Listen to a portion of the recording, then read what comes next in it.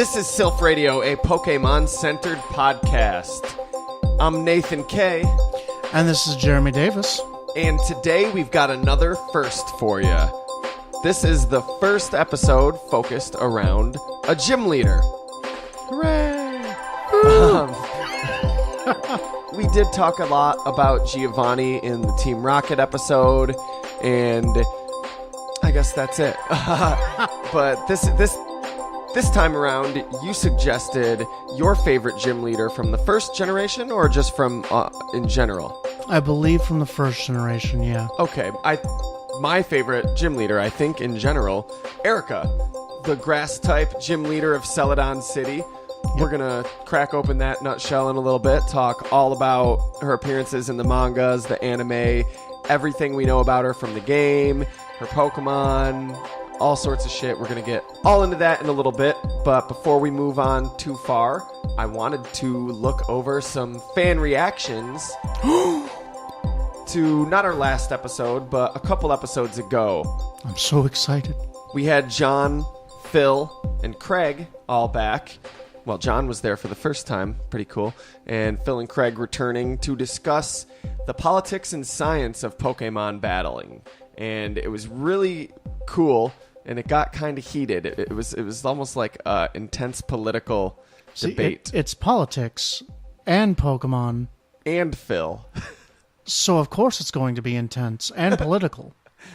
We actually got a pretty decent fan reaction to this. Superfan Josh was talking to me about it the other day when I saw him. Ace of Cups on Twitter said that he was getting visibly upset at work because he wanted to be involved in the argument. Way to go, Ace. Just try not to get yourself suspended. Or, try if it's a horrible, horrible position to be in. Yeah, put the fear in you, Yeah. Could be just what you were waiting for. This could be your sign. We're not encouraging anybody to quit their jobs. He's not. Jeremy absolutely is encouraging everybody to quit their jobs. Tyler Durden over here. And a fan named Rebecca got in touch with us on Facebook. Said that she was listening to episode 18, that of course the episode we're talking about, and was thinking about it quite a bit. She says, I figured you could compare only being allowed 6 Pokemon out to the average person only being allowed to own 3 dogs. New York state law says you can only register 3 dogs per property, so look at it as the average person is only allowed 6 Pokemon at a time. Also, dog breeders, trainers, and dog daycares are allowed many more, but normally they have to have a permit of some kind, so maybe it's the same in Pokemon. If Craig, I think she means Phil, wanted to take out 30 Pokemon at a time, then he would need a permit. In the game, you are probably under 18 and therefore can't apply for a permit. So that actually ties a lot in with kind of what we were saying in that episode, and I think one of the major points she's adding to what we said there was that you're playing a character that's not 18 yet. Right. And maybe you're old enough to get a Pokemon training license, but there's still other things that you can't. I mean, I think some of the later games have older trainers. Yeah. But even they don't carry more than 6 Pokemon. But then again, she's saying they can't become a breeder. Of course, after 18, then you could become a breeder. And again, maybe people are like, oh, at 10 years old, you just leave your house, go traveling around the world. Maybe that's not the idea. Maybe the idea is that you're playing the prodigy. You're playing the prodigal son that does that in the video game. Possibly. At 10 years old, you get your license because they want you to start early, start forging those relationships. Right. See, I tend to think that the 6-ball limit is just the league man trying to bring you down. Okay. We should have had you on this episode. Phil was really does not like those regulations. But still, I get it. You have a whole bunch of monsters on your back, going around towns, collecting gods, or demigods, or tiny little electric batteries with mouse ears. You need to put a capper on how much destructive potential a 10-year-old with mood swings can actually unleash on the world. I get that. What would be the league's stance, do you think, on capturing gods and using their PC system? Jeez, that's a lot of trust. These people capture Arceus, the god that created the universe, Yeah. And they just put them on the cloud. Yeah, just like, here you go. Like, study it to your heart's content, scientists. Bill's got that Yeah. unlocked. Don't worry, nobody's going to hack Bill's PC. I would be worried if someone could hack Bill's PC. Like, legit. Dude made teleporters just for funsies. You know, in his little lighthouse cave thing that he has. Just imagine that moment. I mean, we should have talked about this last time you were on the show, but that moment when you are capturing Arceus, is there like a sinking, like, oh fuck, what if this, like, as the ball, you know when the ball goes back and forth and there's that feeling you're on edge and you're like, are they gonna break out? Are they gonna break out? But instead you're like, oh fuck, is the universe just gonna wink out of and existence? fall apart now that I'm converting Arceus into data? No, that's when all things collapse in on themselves and the universe does actually become a video game. Because if God's all data, now you're all data. Meta. Pod? Meta. Pod? Meta. Pod. Apparently your host has been replaced with a Metapod. So, I had an interesting concept while I've been playing Pokemon for a while. And for the longest time, I never felt like there was quite the variety in Pokemon to pull it off. But recently, with all the different ones that have come about... Wait a minute. Let me stop you right there because there's like 700-something Pokemon. Yeah. How much variety do you need? Variety of kinds that I like. Yeah. That also coincide with this concept. See, I've had it for a while now. And it's what would happen if you decided, kind of like a Nuzlocke challenge, a challenge about how to structure a game according to a theme. So this theme, instead of like when I believe the concept for Nuzlocke is that when your Pokemon faints, it faints for good. Yeah, you have to release them immediately and catch every Pokemon, or catch the first Pokemon you see in each area or something like that. Okay. So I don't remember all the rules, but yeah, go on. I'm sorry. Okay. So then, yeah, similar to that, it's a themed kind of team build, except that the concept I thought of was, why don't you find Pokemon that correlate to actual wildlife in your local area? Okay. So, from where we live, I wanted to put a beaver in my team, but no way in hell I'm catching a Bidoof. Bidoof.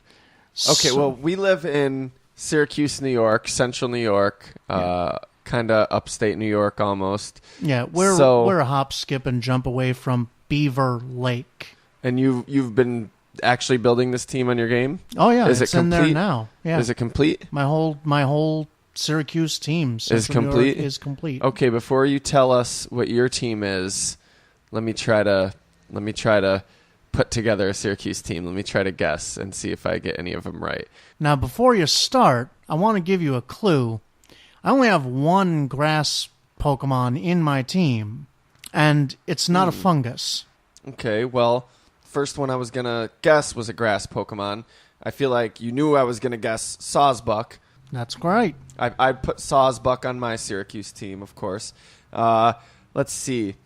What else do we got in Syracuse? Well, there's a whole bunch of spiders. Fucking spiders. So I'd throw a Galvantula on there, too. Believe it or not, I don't have one spider in my team. I believe it, but that's going... I guess I'm not really guessing your team so much as I am just throwing my own out there. All right. And there's cats. I think of Syracuse, too. I see cats everywhere. There are people have cats, outdoor cats, all over the place. I'm sure that holds true for a lot of rural areas or urban areas, whatever, both. Right. Human-populated areas. I've been really liking Meowstick lately. Do you know Meowstick, the new one? Yeah. It's a very cool critter. They both, the male and the female, both look different and learn different moves, and they're super cool looking. Psychic-type cat. I think, like, if their ears raise too much, they can end the world or something. Oh, they have enough psychic energy under their ears or something to... something like stop a train or something like that. Yeah, it's like, Jesus. Yeah, they're like epic in some sort of weird, malevolent, like cat psychic way. I guess I'd have to have an Obama Snow on my team. Yeah, we do have a lot of like pines and a lot of snow. But yeah, you're right. We do have a lot of both deciduous and coniferous trees, but I was going for snow. Is there another snow Pokemon? Not one that really fits the area. And, I mean, if you've been to downtown Syracuse recently, you probably had a few random encounters with a Garbodor or two, so... Or a pigeon, so a P-Dove. Yeah, there's my Syracuse team. So I kind of tried to challenge myself just a little bit more. See, I figured I would try to build my team based on themes of Pokemon that I would actually have to venture out for to find in Syracuse. So not necessarily ones I might necessarily have to find in an urban area. I mean, I did that for like a couple of them, but for a larger majority of mine, they'd be things I'd have to find in a cave or that I'd actually have to like track down and search for. So, for instance, I do have a sawsbuck, and you can find those all over Syracuse. You can find white-tailed deer all over. I actually have a Noivern on my team. We actually do have a considerably large bat population. I actually based my team based also off of things that have actually happened to me with wild animals. I actually, at one time when I was 19, an entire flock of bats somehow managed to nest in the walls of my house. And they all came out as a giant flock into my room, chased me around the house, and I opened my front door, and pity be the poor bastards that saw my front porch at that time, because it looked like the front door of my house opened and bats from hell just flew as a storm cloud out of my house. So Noivern is in my team. Noivern's badass. I'm so glad we finally got a cool looking bat Pokemon. Oh yeah. It was and long it's overdue. Flying and dragon, and it has boom burst. Bats are one of the coolest animals. How did it take so long with so many bat Pokemon to get one that was cool? Yeah. And you're right, it's a dragon type, so... Yeah, so it immediately was like, that's my Pokemon. Like, that's my Pikachu in my team. That's the thing that I buddy and pal around with. So, I have that guy. I have a Haunch Crow because we have crows everywhere in Syracuse. So much so that the coordinated little bastards are pushing out our seagull population. They're actually acting like little mob bosses and crowding in on the seagull population and telling them to go fuck themselves. And so I have one of them. Let's see. I mean, I can look at my team. I mean, it's my team. I should have it memorized, right? I'm a terrible How terrible many have trainer. you already named? I named them all, but I named them all off of their scientific genus. So, like, for instance, Noivern is named off of Chiroptera. No. I mean, not how many of them have you named, but just now, how many have you listed? Oh, right. So That's awesome, though. yeah. So I named Noivern, I named Sawsbuck, I named Haunch Crow. I have Tortua or Tortuga. The turtle? The Yeah, fire turtle? The water turtle. Oh, okay. Because we actually have a pretty large snapping turtle population. The prehistoric one. Right. Oh, yeah. I love that fucking Pokemon. Yeah. So I have them. It's Torterra, right? I think. No. Torterra is like the grass Torterra is turtle. the grass one, yeah. Yeah, that's why I was like Tortuga or something. This is why they need to stop naming Pokemon similar names. I know there's like 700 of them, so it's hard to do that. But Rhyperior, Serperior, I've talked about this before. Oh my god, and I almost forgot. We also have a large mole and vole population.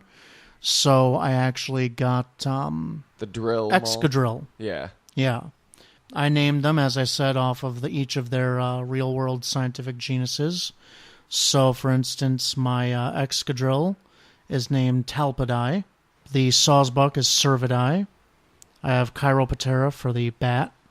I have Corvus for the crow. I have Penananti for my Furret, which is the other member of my team. Cool. Penananti Furret is actually based off of this northern New York animal that we do have called the Fisher Cat. It is this badass breed of weasel that has like this amazing ability to rotate its feet 180 degrees and climb backwards and forwards up trees and whatnot. It's this wonderful, slinky little creature. I'm sort of disappointed that we don't really have a good raccoon Pokemon. I mean, Zigzagoon. Lanoon's pretty cool, but I don't know. Lanoon isn't... It's not like a raccoon. Yeah, Lanoon by any measure is not a raccoon at all. Zigzagoon is, and it makes sense. I understand that. And Zigzagoon is a raccoon dog. It's not even a raccoon. Well, even then, a raccoon dog is so cool. We could get a cooler Tanuki Pokemon too, but Zigzagoon, Lanoon, they don't cut it. I want a really cool fucking raccoon Pokemon with hands, with that is cute and badass looking like a real raccoon. Yeah. I have all of these things, and I base them off of real-world principles of real-world animals that you would find in our own local, stateship or township, whatever you'd like to do. I tried to keep it as specific to my city as possible, but statewide is also good. So that was my personal challenge. It was basically, I guess if you were to give it a specific kind of buzz name, I guess your home team challenge. Okay. Yeah. Word. So, Jeremy, why did you want to talk about Erika today? Well, as you know, I am still a grass enthusiast. Among it paints this picture of you like, today on the show we have special guest grass enthusiast Jeremy Davis. He tells us about the 4 different types of grass that he cultivates and why watching it grow is a poor metaphor for something that's not fun. Watching the grass, he explains why watching the grass grow can actually be a very enriching and engaging activity. It's true.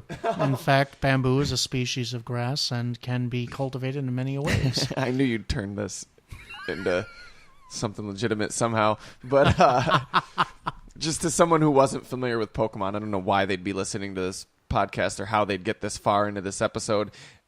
That statement, just like, as you know, I am a grass enthusiast, either means you smoke a lot of weed or you're a really boring person. I kid. We just lost our entire grass enthusiast fan base. All right. So, yeah, you really like the grass type. You really like grass type and ghost type. Erika brings a kind of bent to the grass teams, which is subtle elegance. And it goes very much with like traditional Japanese systems of beauty. Yeah, she is the gym leader of Celadon City, and she is sort of modeled after, like traditional beauty standards in Japan. She wears like the kimonos. She's either in love with flowers or perfumes or, depending on the medium you're getting the story from at the moment. She's very quiet and very respectful, places a lot of emphasis on beauty. But also elegance, manner, and perfection of, I guess, behavior as well as form, so that in every measure and every manner in which she takes, she is the representative of beauty, elegance, and function. To a fault sometimes. After you defeat her, you can talk to her and she says, "So you're cataloging Pokemon. I must say I'm impressed. I would never collect Pokemon if they were unattractive." Yep. It's just like, damn. So she does have the vanity thing going. This Victory Bell is a little ugly. I'm sorry, Erika. I get kicked out of the gym. Never allowed in again. Never allowed in again. Yeah, she'd roast you. Doesn't matter if it's a grass gym. You'd find fire very quickly in there. But there is a lot more to her personality, too. She's known as the nature-loving princess, so there's also this element of authority and compassion and, holisticness, holisticity. Holistosity. Do you remember in the trading card game that card, Erika's Kindness, and there was a Growlithe in the rain, and she had an umbrella? Yeah, she had the little parasol. Yeah, actual Ken Sugimori art, I believe. He's the guy that designed Pokemon, the Pokemon. I do remember that card. I always liked that. I always loved Erika. She was always one of my favorite characters. My favorite gym leader in the first generation, for sure. Up until Generation 5, she was the only gym leader that had the same name in English and Japanese. That is cool. I didn't know that. She's named after Erika, the genus of flowering plants. Nice. Also didn't know that. I'm ashamed of myself. In Korean, she's known as Minhwa. I don't know if I'm pronouncing that right. But it means flower, and it also means folktale. So kind of cool. Flowery folktales. she gives out the rainbow badge, which is the only badge in any generation that has the same name in English and Japanese. Also cool. Lets you use strength. Traded Pokemon up to level 50 will obey you because they respect the badge. And let's face it, they respect Erika. And if you got on her good side, you're on all Pokemon's good side. Gym leaders, badges. This is interesting too. I mean, people must have, I think the institution of maybe a type of authority giving you a badge to represent a certain accomplishment or, you know, a certain level of Pokemon training must be an institution because, I mean, Pokemon respect it. Wild Pokemon respect it, you know. There's also been like this undercurrent and underpinning of wording and phrases that I've heard throughout the games I've been playing where there's like just the barest hint that maybe there was an agreement a long time ago between humans and Pokemon and that maybe the gym system was an agreed upon like contract that now all Pokemon recognize. Something like that, yeah. I mean, Yeah. when I say wild Pokemon, I don't mean every wild creature out there, every wild Pokemon, but I mean like when you capture a Pokemon and train it, it does seem to have some type of recognition for, you know, it's a For the system. newly captured Pokemon is still basically a wild Pokemon, you know, and it has some type of respect for the badge. Yeah. And especially it's given credence when you realize that it's not like traded Pokemon from another region obey you so easily, right? But once you get those badges, even if they're from another region, they'll obey you. And in your local region, every Pokemon recognizes this badge system. So you got to think for a minute, where did these creatures who have no continental connection possibly get the info? Do they have like their own Pokemon network? Like do they have computers or PCs? Were our societies in contact, or is this just parallel evolution or parallel thinking, whereas, you know, these customs popped up all over the Pokemon world, independent of each other? Yeah. Because there's something inherently there, you know? Inherently awesome about gym leaders. What if in every universe in the multiverse, there like Pokemon was that one of those constants, so there was a different like like there was a different version of it in Like every Agumon? multiverse, but we are like the one lucky universe in the multiverse that got, not only did we get Pokemon, but we got Digimon, we got Doraemon, we got Yu-Gi-Oh! Mon, we got Dragonmon, Dragon Ball Mon. Yeah, you gotta love the Yu-Gi-Oh! Mon. It just That's a thing, yeah, right? yeah. I'm not an old fogey. Pegasus Mon is totally like my favorite. Supermon, Batmon, Xmon. So, doesn't Erika have some sort of speciality in like flower arrangement or something as well? Yes, she is a student of flower arranging, is how she describes herself, and people describe her. In the manga, she does lectures at the local university, Celadon University, I guess. That's cool. I didn't even know Celadon had a university. Oh, Celadon's got like everything, man. Celadon's got condominiums. They've got the game corner. They've got the hotel, the only hotel in the games, at least, the only one depicted. I forgot that. they've Celadon got, City's like supposed to be massive, The right? department store. Yeah. It's sort of a social hub. It's been envisioned as a sort of Las Vegas-esque atmosphere in a few depictions. That's not necessarily how I imagined it. Not entirely off, but I didn't see it with all these fluorescent lights everywhere bombarding you. I kind of did, but like mostly in the commercial areas. I kind of saw it like a mix between New York City, Vegas, and Hong Kong. Okay. You know? I guess, yeah, I kind of see it, but maybe a little toned down, not all out, flat out Las Vegas. Right. That's what I mean. Like a mix of a bit of the professionalism from New York, you know, like that kind of quick paced, not everyone has to really give a shit about you kind of thing. Because it is the place that people come to make it rain. Like, you know, just throw their money around. They go to the game corner, they gamble. Yeah, they go it's to true. the department store, buy their evolution stones and repels. And Yeah, exactly. I'm then- not an old fogey. They get Yeah. their lemonades on their sodas. And all the different gym leaders, I don't know if all of them, but a lot of the gym leaders visit Celadon City in like Heart Gold and Soul Silver. Yeah. Maybe because it's the only place with a hotel. Maybe it's because it's the only place that doesn't bore gym leaders out of their fucking minds. Do you know about the invisible PC in the hotel? I think I heard about it. Like, if you go all the way to the right... If you stand... It's modeled after a Pokemon Center, and if you stand where a PC would be and try to access it, it'll pop up. Just the game developers probably copy and pasted it and forgot to actually erase the PC. They just went over it with floor tiles. Or maybe it's the secret government PC. Maybe.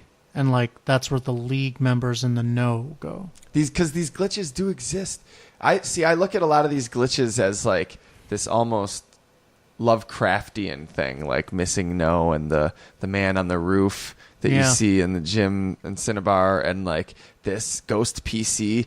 Yeah, but maybe it is something. Maybe it's something some government official or something set up that, like, there's some X-Files shit going on. See, and that's where I was about to go with that. What's his name? There you go. The investigator, the guy who talks weird. What's his name? You know who I'm talking about? Mulder. Trench coat? No, not Mulder from Pokemon.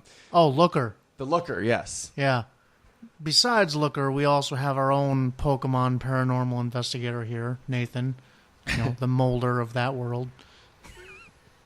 I'm uncovering the truth on this podcast. They can't stop me.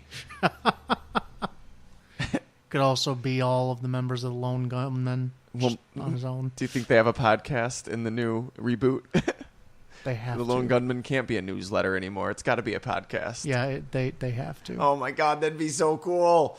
Anyway, I guess back to Celadon City. It's kind of polluted, too, which plays into that a little bit, because if you surf or fish... Yeah, you'll find muck, right? Pond, mucks, grimers, coughings, as well as some other just regular sea life, which it doesn't look like a horribly polluted place. It looks nice enough. I think in the Pokemon world, they're a little more withheld and rational with their, like, social and technological progress. And the world of Pokemon is abundant with life energy. Their mythological beings walk among them. In one of the incarnations of the games, they even talked about the fact that there are Pokemon that manifest and spontaneously come forth into the world after advents in human progress. Mm-hmm. So Klinklang is one of those Pokemon. Klinklang, the gear Pokemon, didn't exist before humans started producing technology. Shit, according to legend, neither did Reshiram and Zoroark? Yeah. Yeah. So it kind of shows, like with muck, grimer, maybe that's what happens to human pollution. When it gets to be to a point where it threatens life, life itself propagates a new species that not only reminds humans of what they're doing, but also collects that filth and keeps it from accumulating wastefully and destructively on the environment. Mm-hmm. So nature takes care of itself by propagating life where there would otherwise be death. And I still see it as, at least in the first generation, being set in, and, you know, maybe time has progressed and things have changed a little bit. They obviously have. But in a almost feudal Japan-like environment, and there still are these big metropolitan cities that are more modern, and obviously they have amazing technology, Pokeballs, PCs, and all this stuff. But the cities are spread out. Even if you look at, like, the maps of Kanto, like the illustrated maps of Kanto, like Celadon City is, like, just west of Saffron City, which those are probably the two biggest ones. And you see the other cities popping up, but it's like, I don't know, there's still a lot of, like, open land and terrain. And obviously, like we said, Pokemon are a people too. But it's, and I think maybe the pollution isn't, like, just awful, you know what I mean? Just horrible fucking, like some areas of this world are. I think it's a little bit nicer. But it's and also, like you said, but it's also a video game that's geared towards children. So if you want to look at it the practical way, they're not going to show Celadon City necessarily as the most grimy city that they can possibly find. They could easily get away with having a grimy, with like a red light district city. and all the things that you would see in Las Vegas if it really were designed after that. Hell no. Okay, so they don't have to have prostitutes and stuff there, but I'm just saying, crack, and there doesn't have to be actual crack houses. And then, you know, the discarded crack pipes become Pokemon, as you said. Life finds a way. Yeah. Ian Malcolm over here. But no, it's true. that's kind of the issue there, right? Is Pokemon is a little bit more of an Age of Innocence style game. And so while they won't go in depth to like how seedy it could actually be, I mean, I feel like do a better job in the manga with that. I was about to say, in the manga, Pokemon die. Like, trainers threaten to kill other trainers with their Pokemon. Yeah, like, that's, I mean, like in the manga, it's a lot more dark. But when it comes to like the video games, which is the far more marketable area, like they're not going to do that as much. And especially now, again, I think it was darker and it was intended to be interpreted as a little darker in the early days of the first generation. Oh yeah, oh my lord, if you saw some of like the actual descriptions of like Gengar or Haunter licked you and stole your life force. I love that. Some intense shit. Like, just like, hey, trainer, I love you. Here, let me take a few years off your life.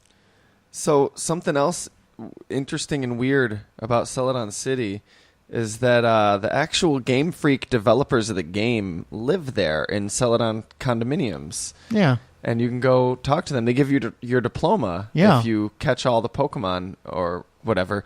And I don't know, man. I think there is some conspiracies going on behind the scenes in Celadon City.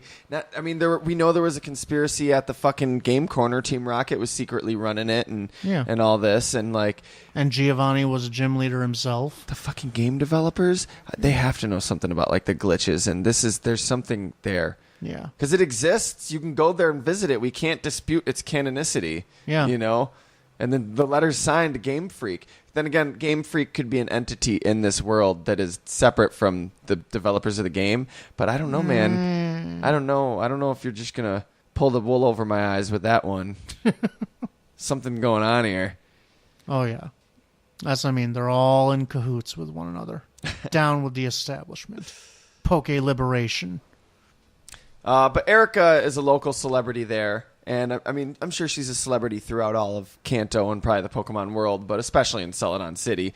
And Yucine is also from Celadon, the guy that was hunting Suicune in Pokemon Crystal. Yeah. So like maybe... white tuxedo guy? Like, I think it was supposed to be a horrible rendition of, like, a Las Vegas magician.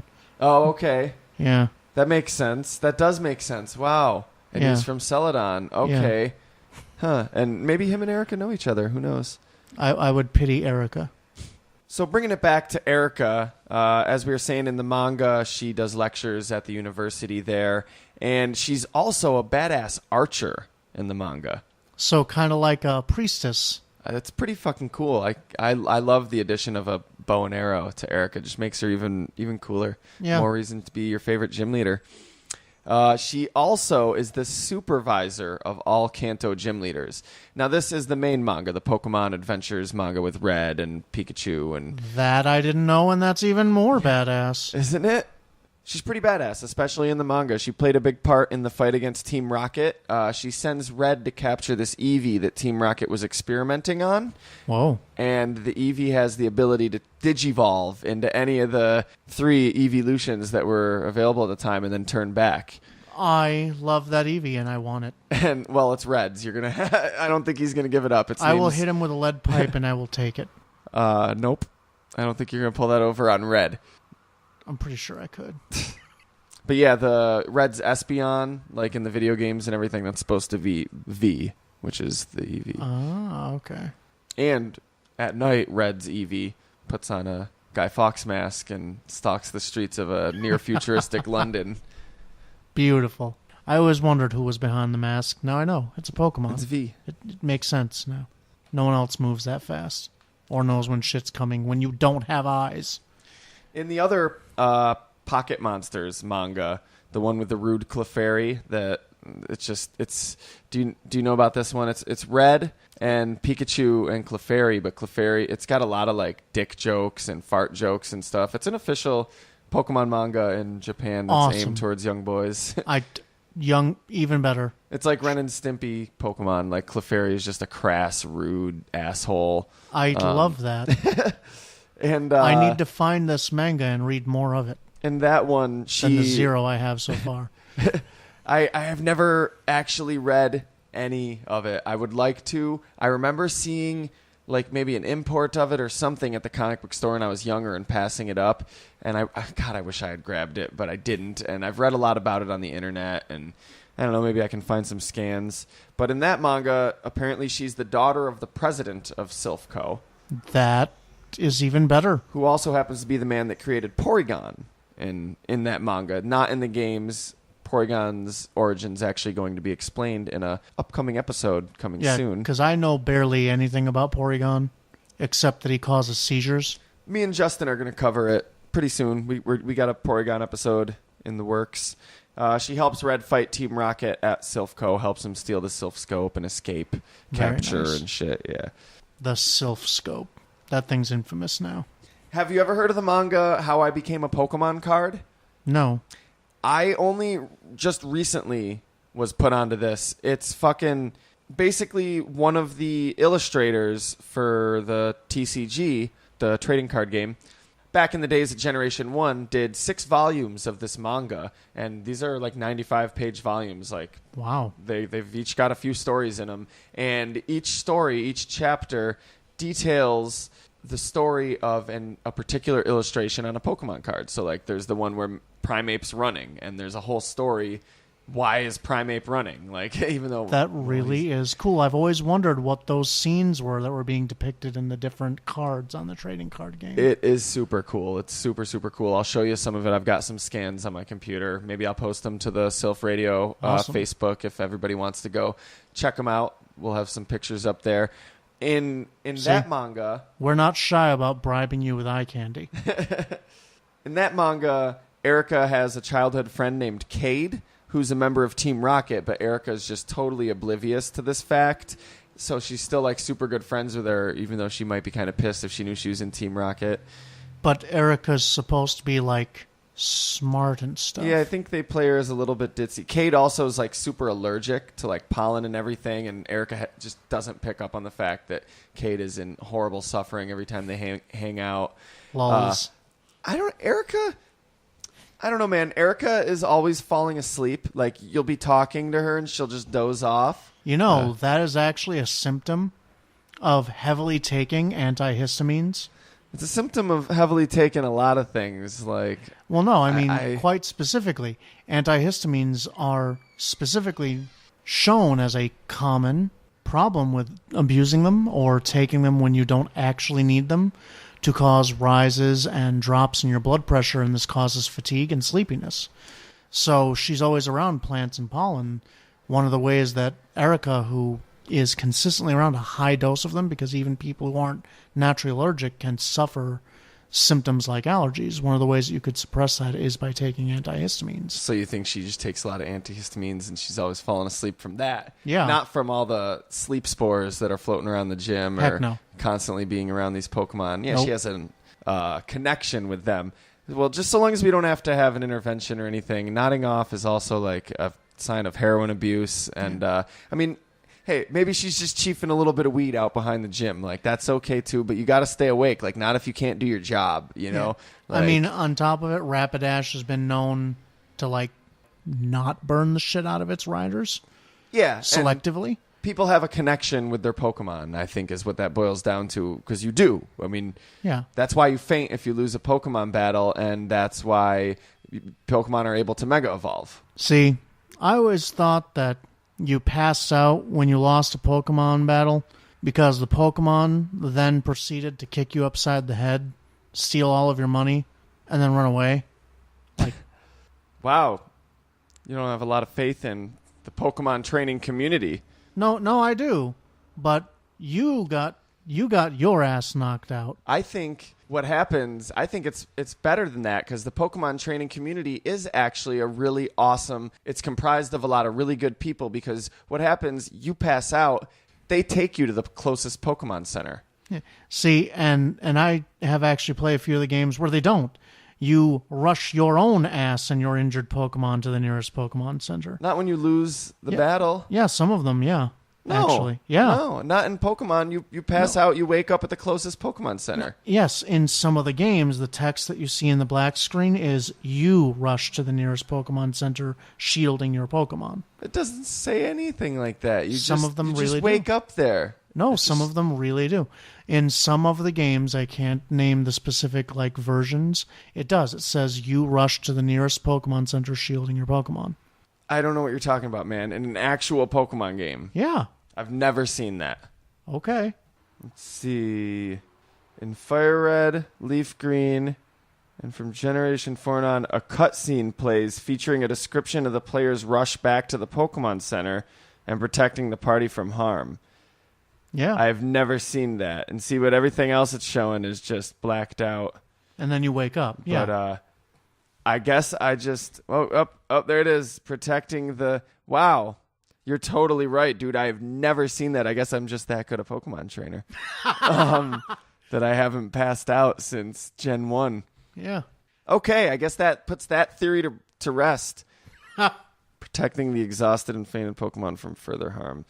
Yeah. So you pass out and then you wake up. And I think in some like, of the oh, later shit. incarnations, you actually lose money even in a wild Pokemon fight. So I'm serious. I think what happens is your Pokemon faint, you get jacked, So no, then you run away. you drop it in a panic. It says Yeah, Lucas yeah. dropped $8 in a panic. Yeah. I'm sure that's what every trainer says once a Hitmonchan steals your fucking wallet. You know the story. You dropped it in a panic, didn't you? Yeah, I was scared. I dropped my money. I don't. So that means if the last Pokemon that you send out is the fucking level 4 Caterpie that's just there on your team to level up, and you tried sending all your other Pokemon out and you failed, and you're forced to send that one out last, that means you black out. The Caterpie doesn't get called back into the ball. It blacks out. You guys, you both just lay there until you wake up to protect it from harm. A Fearow could instantly swoop down and eat your Caterpie. So don't. At least second to last so you get to recall them back into their Pokeball and then send a strong one out to pass out. If Spearow's not going to swoop down and eat him a champ. Responsible Pokemon training tips from your friends at Silph Radio. This message brought to you by Silph Co. Please battle responsibly. I don't endorse this message. Battle responsibly. Guns. Get guns. Don't battle till you black out, people. If you have only one Pokemon left, Oh my pull god, out the ratchet. dude. Last night, man, I so wish I didn't have to work today. Last night, I Pokemon battled all night, dude. I don't even remember. I was blacked out half the night. Wow, you fainted that hard? Pokemon hangover. Just, I wish there was a coffee Pokemon. Fuck a raccoon Pokemon. Well, they have an ice cream Pokemon. Does that count? No. I would love a fucking coffee Pokemon. That'd be awesome.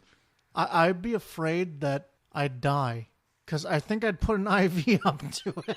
Oh. Well, you wouldn't have to. You'd have a connection with it. You'd always just... I'd get into too much trouble if that were the case. So Erika's also obviously really into fashion. As we know, she wears the kimonos and everything. And if you walk up to her to get her number in Fire Red and Leaf Green, or no, I'm sorry, Soul Silver and Heart Gold. Yeah. You walk in on her having a conversation with the other gym leader, Jasmine, from Johto, saying that she heard that... She goes, "Hi, Jasmine. I heard Whitney from Goldenrod City said you were too plain and should look more fancy. Is this true?" Ouch. Jesus, Erika. Yeah. Erika's a mean girl. How did it go? Oh, I see. Then why don't you try putting on something especially gorgeous? How about a fancy light blue outfit with a cape over it? I see. You think Claire from Blackthorn is a little embarrassing. I'm just taking notes. And then she hangs up. And then she turns to you. Oh, hi, Gold. I'll just say Gold. Yeah. Hi, Gold. Would you like to exchange numbers? So she's totally, I mean, she knows what's up. She's like, I heard you were plain and had no sense of style. Is this true? Yeah. Oh, so you think that one of our fellow league gym leaders is embarrassing? Is that, oh, no, I'm just taking notes. Hey, so you want my phone number or what? Are you just going to stand there creepily? Here, writes it down. Yeah, that gives new perspective, but not enough where I don't like her. And then you can meet her to rematch her at the Fighting Dojo on Sunday mornings in Saffron City. I gotta tell you, kimonos, impeccably manicured hair, and just badass elegance. It does it for me for a gym leader. Everything personal life aside, she has her gym leader persona down. Her gym's an absolute total greenhouse too, so I'm sure you'd love it there. It's Yep. probably really hot in there, but Hence the reason the very loose kimonos. right. I imagine it as, I don't see it as just foliage and everything. Like I see these huge, like lavish gardens, but also like well kept, like walkways and battle areas. It and has just to be because it's based off Japanese elegance, so you've got to have like Zen garden stuff going on. You have to have immaculately like balance between human intervention and natural design. Like it has to be that way, or else that whole gym would be disappointing and not match the gym leader's own theme. Did you ever notice in the game, like in the Game Boy games, the layout is shaped like the female symbol? Yeah. There was this old pervy man, look outside the gym, looking in the window creepily, and giggling to himself. Well, what he says is, if you go talk to him, he says, "This gym is awesome. It's full of women." Yeah. But they updated that in the new games. He says, "This gym is awesome. It's full of tough trainers." Hell yeah, Bullshit. old man. No, let's high five to that old man. He's just respecting awesome trainers. He's watching cool, badass fucking Pokemon trainers engage in tough, cool Pokemon battles. Who just happen to all be women. They are all women. Every single trainer in the gym is a woman or girl, and every single one of their Pokemon is female. So, yeah, that is interesting. But I like that. And this wasn't like very recently. This was all the way back in like Fire Red, which was a good 10 years ago. Right. And that's very progressive of them to change that to it's full of tough trainers.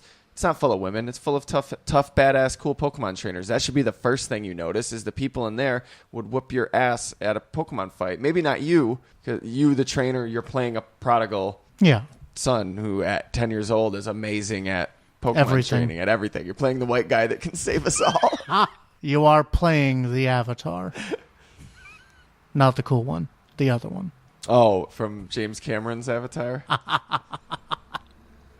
Yeah, that one. Or Keanu Reeves in any movie. Or the main protagonist of 90% of action. Take your pick. Fantasy or sci-fi movies. Take your pick.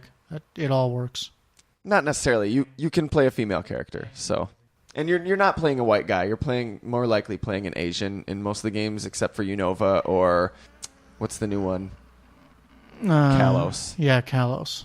So that's Europe and America. So those are probably white people. Maybe.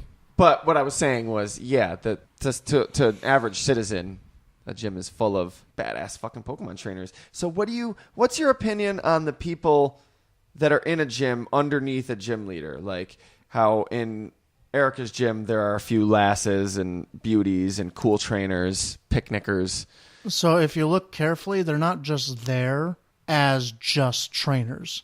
Some of them are studying under her in other areas. And while I guess the progressiveness of noticing that they're all just tough trainers is a good thing, right?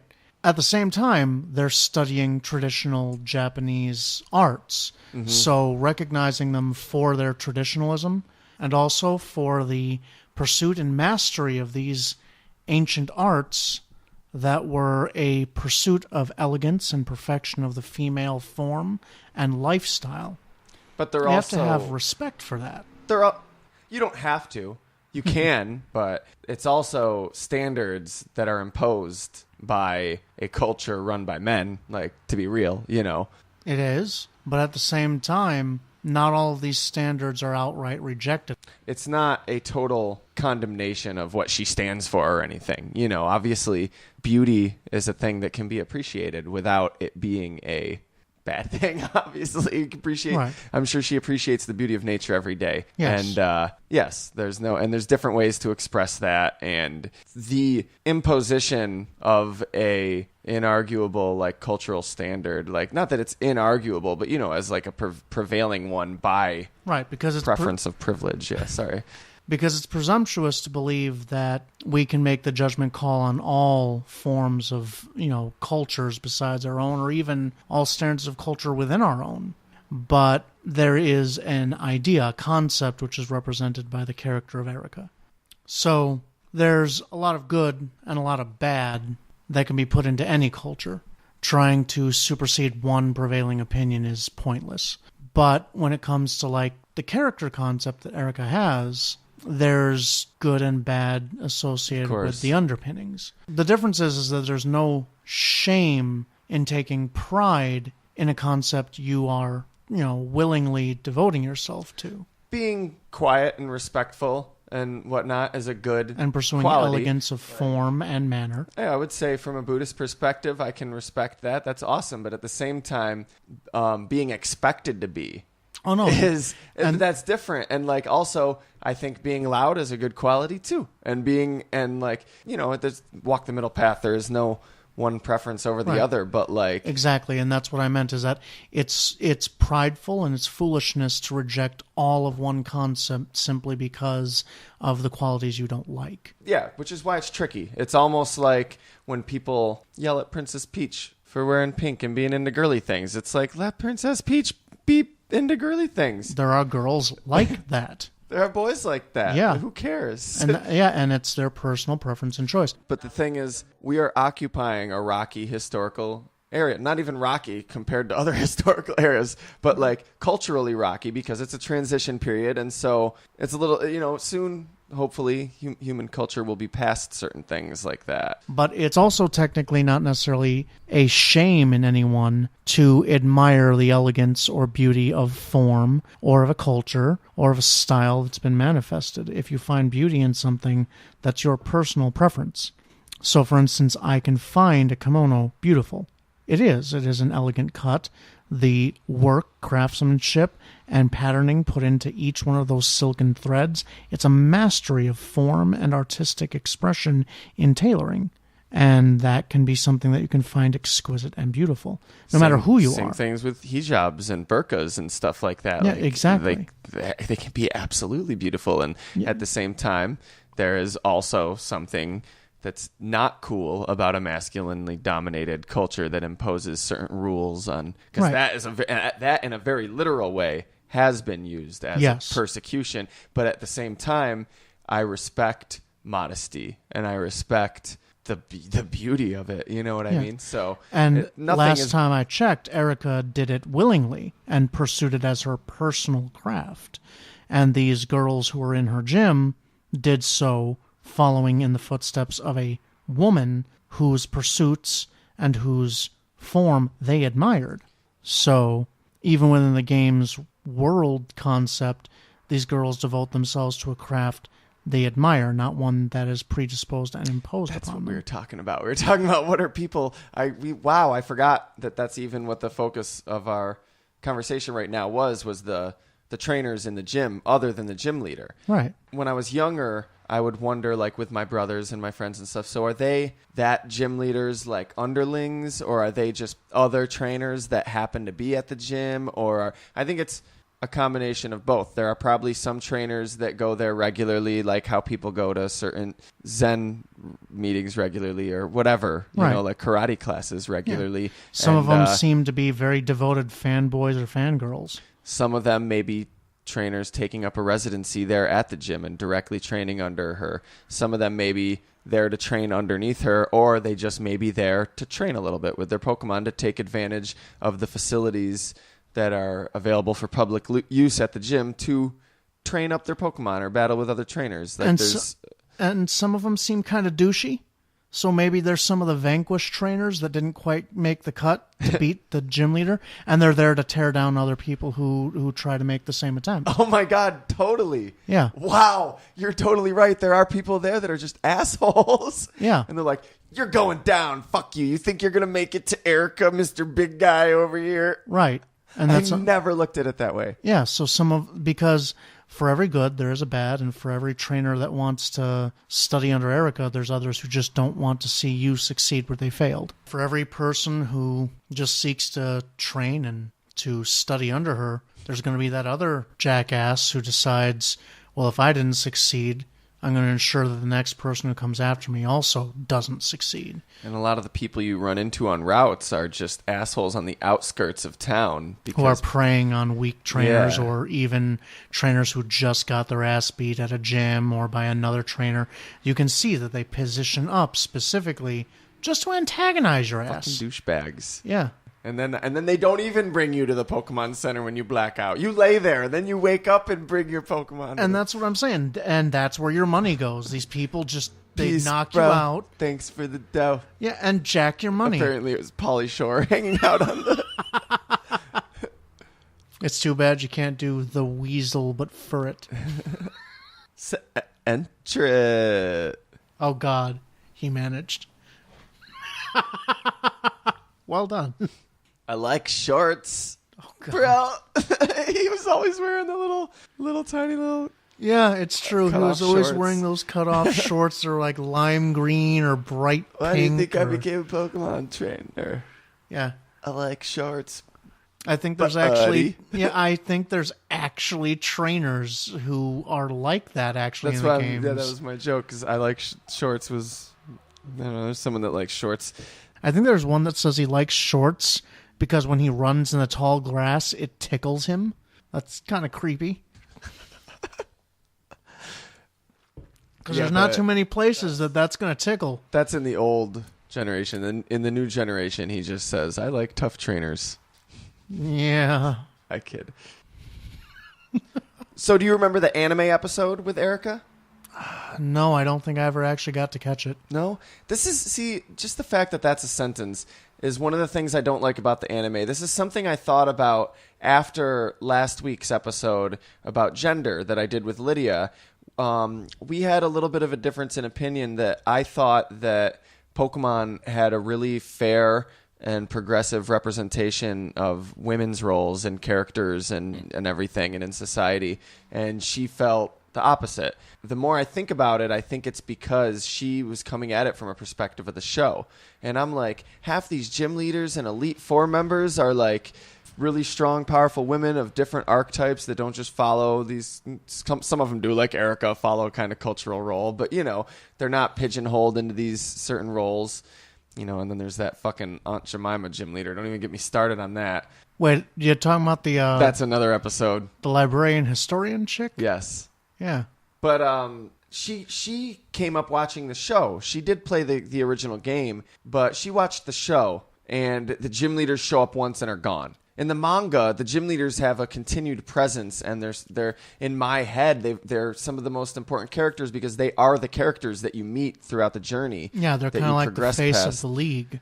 They're the most powerful. Yeah, so they're almost like mayors or even governors or townships or league representatives. They're pretty much the arm of the government in each town that you go to that is important enough to have a gym established in it. Yeah, and in fact, having a gym in your town is a status symbol for your town in the first place. Not all towns have gyms. But when you really get down to it, though, in the anime, Erika is just as important a character as that girl with the Cubone at the school whose name I don't remember. They each showed up in one episode. They played an important part in the arc of that episode, and then you never see or hear from them again. And admittedly, that's kind of how it works in the games. Well, yeah, in the games. Well, not nowadays. They've been trying to put more the champions and the Elite Four and the gym leaders show up and other places in the story. But even in the manga of the first generation, the manga that was published back before there was a second generation, those gym leaders had a repeated presence, and that was how I always imagined it. Yeah, because again, like I was saying earlier, the whole branch of the government thing, they're public figures. If they're not around consistently, then they're Batman. They're holed up in their gym waiting for terror to strike in the dead of night, and they're not the gym leader you want. They're the gym leader you need. If I were to craft the story, the anime, I would put more of a preference on gym leaders in the storyline, in their roles in the storyline, and build it up more when the main character, when Red is going to fight one of the gym leaders, is going to Pokemon battle one of the gym leaders, like build that up. That should be a few episode arc like Sabrina was for every gym leader. And what I also like that they've been kind of showing in the games, and they kind of back this up more consistently, I think there's a level of regimented control about just how much that they are allowed to actually dish out to a trainer, because there's like level 1 challenge and they bring out their Pokemon. Yeah. Brock and then doesn't just have a level 12 Geodude like that. He obviously has exactly. some level 100 Pokemon, but it's not just him. I've seen this. There's Pokemon that are much higher level when you go to challenge a gym the next time in the options where you can. Yeah, of course. So I believe that there's like, okay, you've proven yourself with a battle. Now you're this, now you're that. Now you've done this, and you've proven that now we can take the kids' gloves off. Erika's a badass, though. She doesn't even upgrade. Like 2 of her Pokemon, like Victory Bell and Vileplume, haven't even leveled up, I think, by the time you rematch her. Right. She's just like, nah, they're chilling. Yeah. They don't have to. They're over there. They're going to kick your ass. I recently fought one of my friends who had like I can't remember what the hell the name of that grass Pokemon is. It's based off of the Raffles flower, the largest flower in the world. There it is. Thank you. Yeah. Vileplume. I love Vileplume. Oh my god, that thing is a tank. Gloom, I like that whole family, yeah. No, I went to fight this thing. I had a beast of a Pokemon with a fighting move on it. I went to use this fighting move. It did like 1/15th damage on this Vileplume's health. And it was my last Pokemon too. It was a wash. I fought against a live person in a Wi-Fi link battle. Oh my god, it was so back and forth, right? And we each had our last Pokemon, but that thing was so tough. It couldn't really damage me too much either, but it did more damage to me than I was doing to it, and it was inevitable that she was going to waste me. So, Vileplume, fear the giant flower. Fear it. And Vileplume is kind of her main Pokemon. Well, I guess in the TV show, in the anime, it was Gloom. Yeah. I think in the manga, it's Vileplume. And in the game, Vileplume and Victory Bell. I believe so. We're going to go through her whole list of Pokemon here. But, yeah, in the anime, the idea was that she had a Gloom that had saved her when she was a little kid from a Muck or a Grimer or something that was about to attack her. Cool. It's funny that it hasn't evolved. Does it have to be... Oh, a Leaf Stone, right? Mm-hmm. She lives in Celadon City. Just go buy one. Yeah. Just go buy one. or let one of your fan people get buy you one. Yes. Yeah. Have that old man standing outside the window. Yeah. And I love watching all of these strong trainers. And in this episode, more fun with gender, as Ash dons a wig and takes on the name Ashley to sneak into the gym. Dresses completely in drag. I have never seen this episode, but I had heard about that. Basically, they show up to town, and it smells like perfume everywhere. And they're like, oh, what's that smell? And Brock's like, I know what this smell is. I'm going to love this town. And I'm like, what the fuck, Brock? What is... And then they clarify that he's talking about perfume. But Ash is just, the whole episode, like Misty's like, oh, I have to get some nice smelling perfume. And Brock's just like, oh my God, I love this town. So many women. And Ash is just like, perfume's fucking stupid. You guys are dumb. Perfume just makes girls smell stupid and turns guys into zombies. And because 10-year-old. And he's just like, this is fucking, and he's just like insulting people to their faces. And like, it's just like, Jesus, Ash, chill the fuck out, dude. Yeah, again, 10 years old. Yeah, 10 years old. No I'm filter. pretty sure he probably still believes in cooties at that point.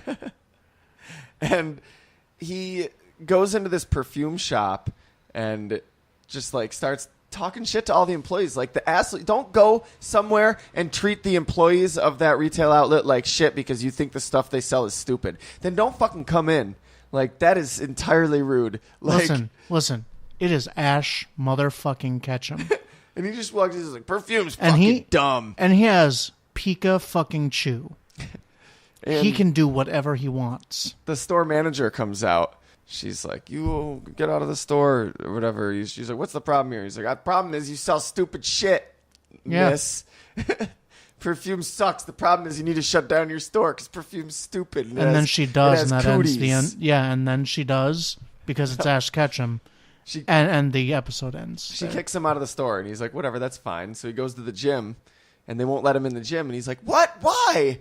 And they're like, because you don't like perfume. And he's like, what? Yeah, because perfume's stupid. But let me in your gym. I want to battle.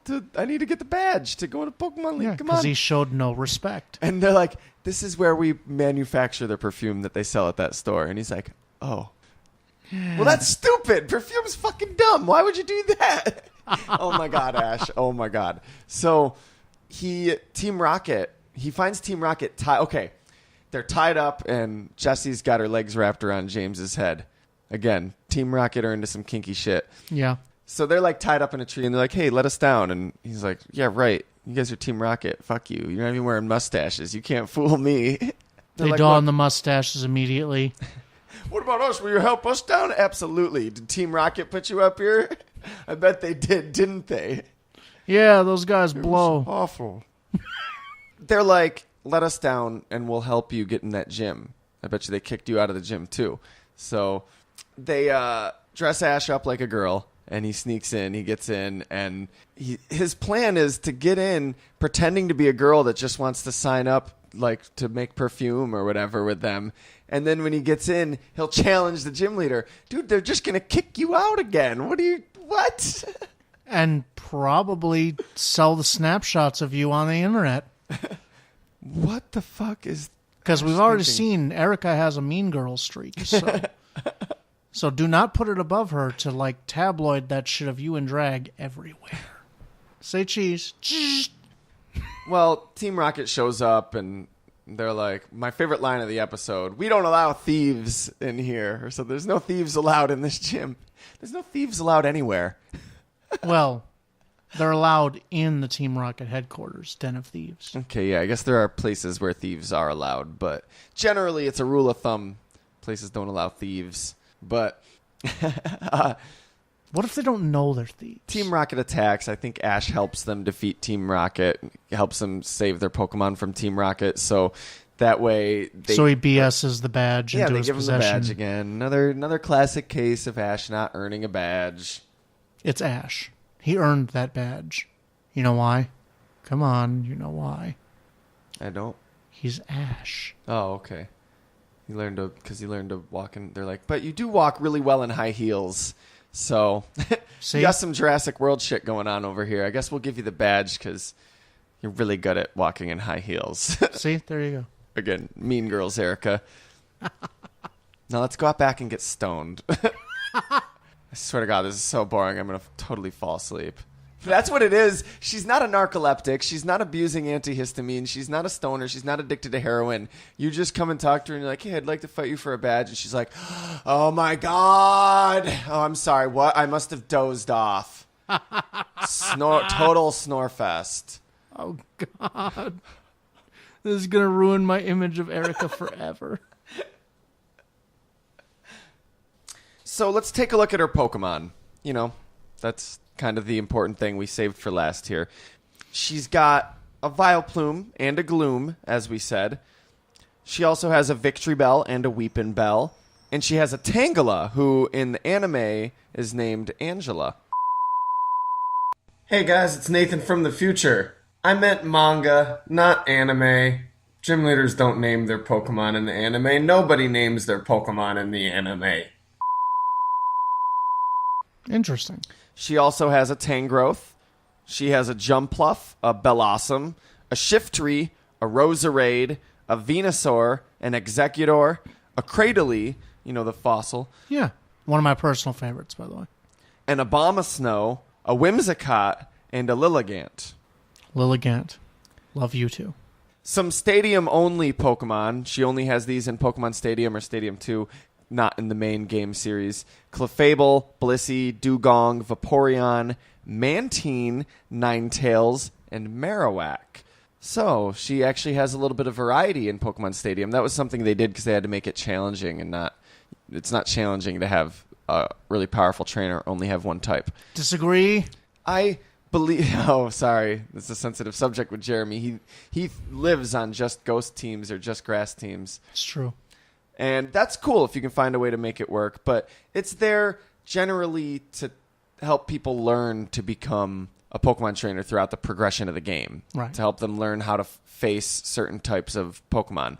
But I do believe that most trainers would have other Pokemon. They just don't always use them in their gym matches. Maybe they would against a particularly skilled trainer. Be like, okay. But for the most part, yeah, we run a grass gym. So yeah, like I think that's also part of the gym experience. Yeah. They teach you about the finer aspects of specific or particular types of Pokemon, their ways, their mannerisms. I feel like if you were actually to be immersed in that world, it wouldn't just be a gym where you learn to face them and fight them. They teach you feeding, care, maintenance. absolutely. Different ways of dealing with their health issues, common problems you may have in their behavioral habits, those kinds of things. It's the premier destination for anyone who wants to train or know how to compete against or compete with or take care of or nurture or anything, a plant-type Pokemon, absolutely. Yeah, things like that. Like Bulbasaurs are stubborn because they like to spend their time in the sun photosynthesizing, and it's not easy to get them to move when they don't want to, and, et cetera, stuff like that. But I still think, though, that as a powerful Pokemon trainer, and I still think a lot of them would have other types of Pokemon. Yeah, maybe outside of their professional career area, they might have their own, like, private Pokemon. But she does say in the game that all her Pokemon are grass type. But I mean, she could just be saying that. It's at the gym. That's all the Pokemon she battles with. Right. Here, when you challenge me, Just like I do believe, honestly, that they have multiple copies of their Pokemon. Like I believe that they have the ones that are sanctioned and kept strictly regulated at a certain power potential for fighting everyday public, like, public trainers of specific areas, especially with the way the game is positioned where they're at different level values. Mm-hmm. And they get progressively more difficult. And I feel like they have multiple copies of that type of Pokemon. They probably have the license that Rebecca was talking about earlier to have more than 6 Pokemon, right. But it's not. They still, when they approach you, they have 6 Pokeballs. They're ready for battle with 6 Pokemon and whatnot. But in their gym, there are other Oddishes and Glooms that just live there as part of the garden. Right. You know what I mean? Like, because they are plant life. They're mobile plant life. Even more than that. She has her maybe Tangela, her Vileplume, and her Victory Bell that are her aces that she's had since childhood that are just badass and will whoop anyone's ass. And those are the ones she's forged the personal connection with, that right. if they had a Mega Evolution, they'd be Mega Evolving off how friendly they are with each other. Right. But then she could also be like, I'm going to call to a Gloom, that lives here. She still has a connection with everything at her gym. Right, the trainers that gym. practice there, even their Pokemon, Right. So, of course, not that she would borrow their Pokemon, but of course she has a connection it's like you, with these. random picnicker. Give me that Give me shit. your Gloom. No, but, to borrow a Gloom that lives at the gym. Where's that's my her Gloom? Not someone else's Gloom, but, and battle with that against a lower level trainer. Right. Who's just trying to learn beginner techniques and stuff. Exactly.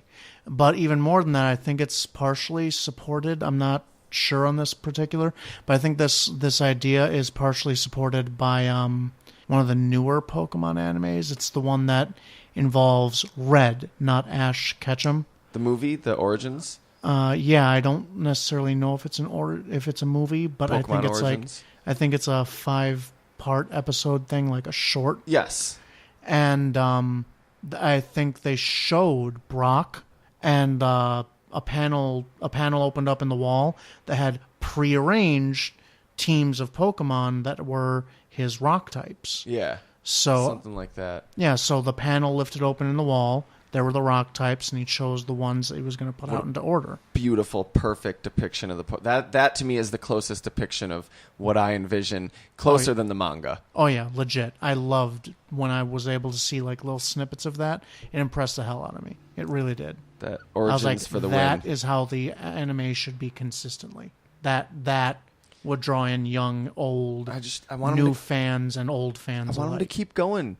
It sucks though. Like they're not going to do a Gold and Silver because they're not promoting Gold and Silver right now. But then again, they did Origins, but that was the original generation, and the original generation will always be inherently promoted within the franchise. Of course, whenever you promote Pokemon. But I feel like if they were going to do a Gold and Silver one, they wouldn't do it now while they're doing a Ruby and Sapphire advertising, and then knowing in a couple of years they're going to do a Ruby and Sapphire one when they're no longer interested in promoting it. You know what I mean? The business heads of Nintendo and Game Freak.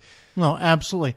But at the same time, all advertisement is good advertisement. An anime of Pokemon, no matter how much they dress it up, no matter how wonderful the story is still a massive amount of just advertisement. And everyone loved it. It would make them money. I really hope they go on. I want to see a Gold and Silver 5-part, series. It's a movie and a 5-part series, if you ask me. But same thing with Ruby it was and an anime. Sapphire. It was an anime of such high quality that it could definitely pass as a movie. So other Pokemon that Erika has only in the TCG. Paris, I was really surprised that that's the only instance that Erika has a Paris. Remember how there were cards that would say like Erika's Paris? Yeah, I'm not exactly sure about whether or not this is true, but there was this one trainer in the anime who looked a lot like Erika, but I don't think it was Erika, who ran this like Pokemon sanctuary. Yeah, no, that's when he got Bulbasaur. Yeah. Yeah, that's not Erika, but she did look a little like Erika. And she was raising a Paris. Yes. And I loved the concept of why she was raising a Paris. It's because the Paris's spores can facilitate and mimic any medicinal, like pharmacological or mycological medicines.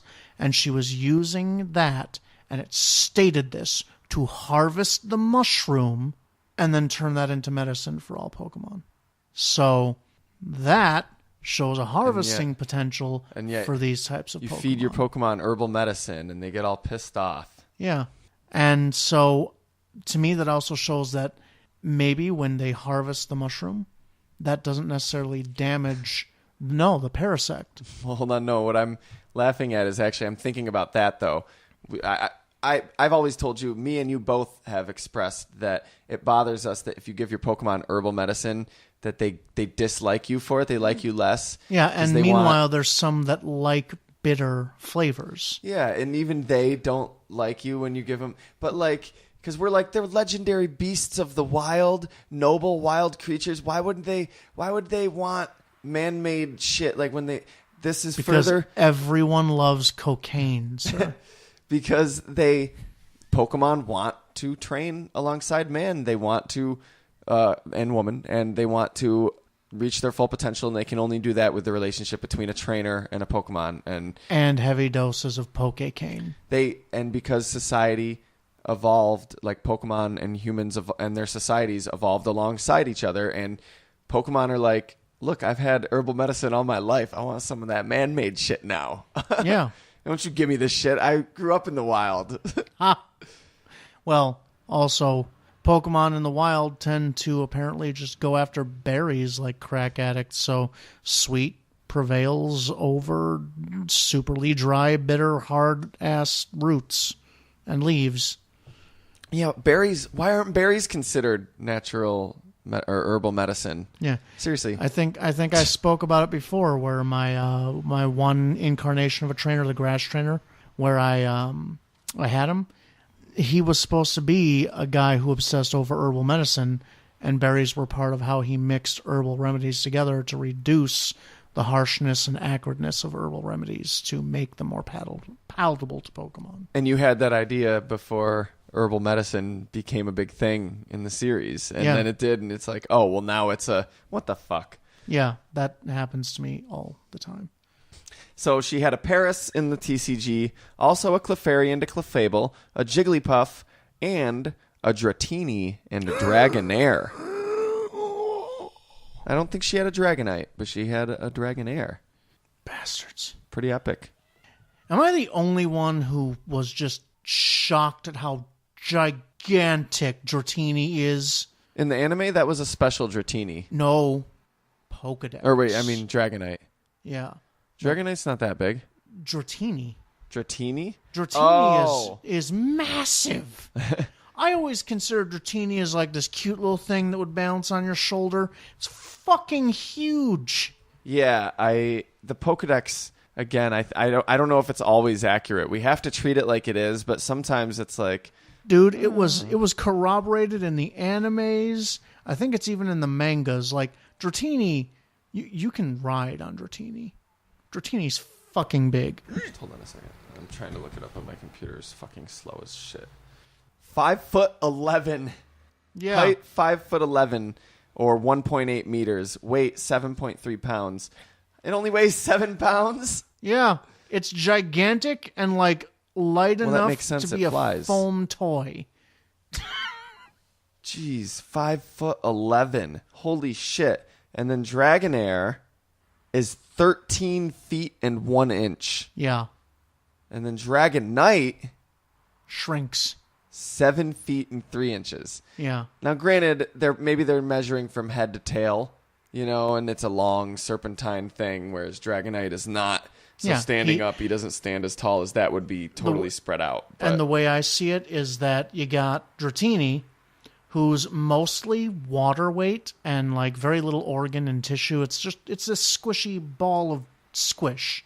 And then you got Dragonair, who gets more elongated, gets a more advanced musculature and skeletal structure. You know, toughens up a bit more and gets those weird pearl things.